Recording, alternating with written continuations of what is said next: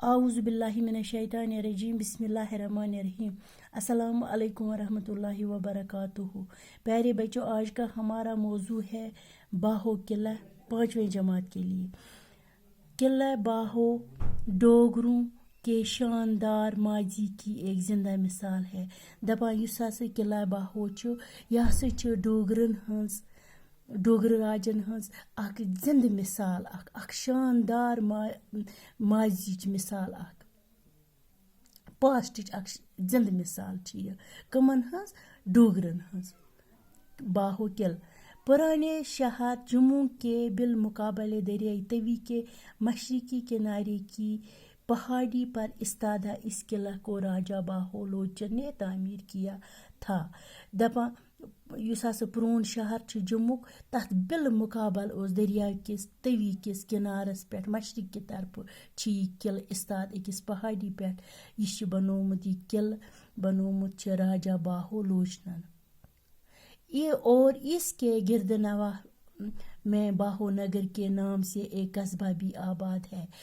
ات اوس اند اند اخ قصبہ تہ اخ شہر اخ تہ آباد، تت اوس ناو باہو نگر۔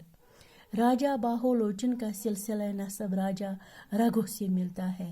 یس باہو لوچن سند راجا باہو لوچن سند شجری نسب نسبک سلسل یہ راجا رگو سے رلا، جن کے نام پر رگو نشی نسل کی بنیاد پڑی۔ ام کسے ناوس پہ پیو رگو نشی سند نسلچ بنیاد۔ اس خاندان کا نام رامائن، مہابھارت اور پرانوں جیسی قدیم کتابوں میں ملتا ہے۔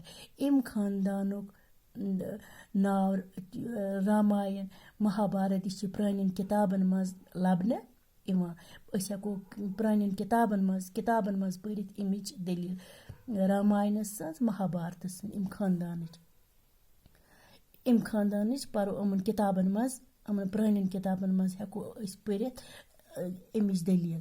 اس خاندان کے ایک بہادر اور شاہ زور راجا اگنی نے اپنے 18 بیٹوں کی مدد سے اس سلطنت کو وسعت دی۔ ام خاندانک اخ بہادر شاہ زور طاقتور اوس اخ راج، تس اوس ناو راجا اگنی گرب، تس 14 نیچی۔